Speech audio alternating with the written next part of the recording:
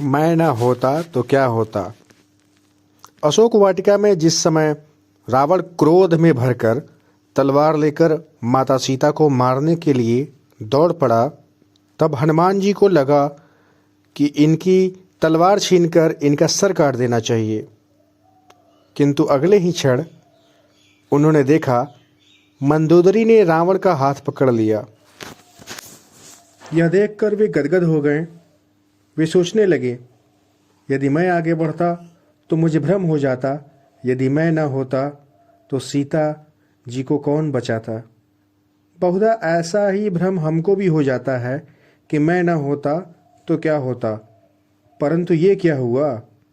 सीता जी को बचाने का कार्य प्रभु ने रावण की पत्नी को ही सौंप दिया। तब हनुमान जी समझ गए कि प्रभु जिससे जो कार्य लेना चाहते हैं वह उसी से ही लेते हैं। अब आगे चलकर त्रिजटा ने कहा कि लंका में बंदर आया हुआ है और वह लंका जलाएगा। तो हनुमान जी बड़ी चिंता में पड़ गए कि प्रभु ने तो लंका जलाने के लिए तो कहा ही नहीं है, और त्रिजटा कह रही है कि उन्होंने स्वप्न में देखा है कि एक वानर ने लंका जलाई है। अब उन्हें क्या करना चाहिए? जो प्रभु की इच्छा।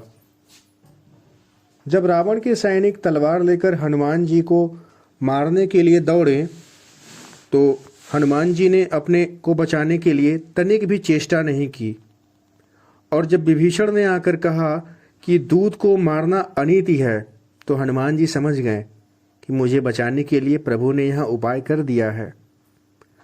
आश्चर्य की पराकाष्ठा तो तब हुई जब रावण ने कहा कि बंदर को मारा नहीं जाएगा, पर पूंछ में कपड़ा लपेटकर घी डालकर आग लगाई जाए। तो हनुमान जी सोचने लगे, लंका जलाने वाली बात त्रिजटा की सच थी, वरना लंका को जलाने के लिए मैं कहाँ से घी तेल कपड़ा लाता और कहाँ आग ढूंढता। परंतु वाह प्रभु, वह प्रबंधन में भी अपने रावण से करा लेते हैं। जब आप रावण से भी अपना काम करा लेते हैं तो मुझसे करा लेने की क्या आश्चर्य की बात है। विशेष संदेश।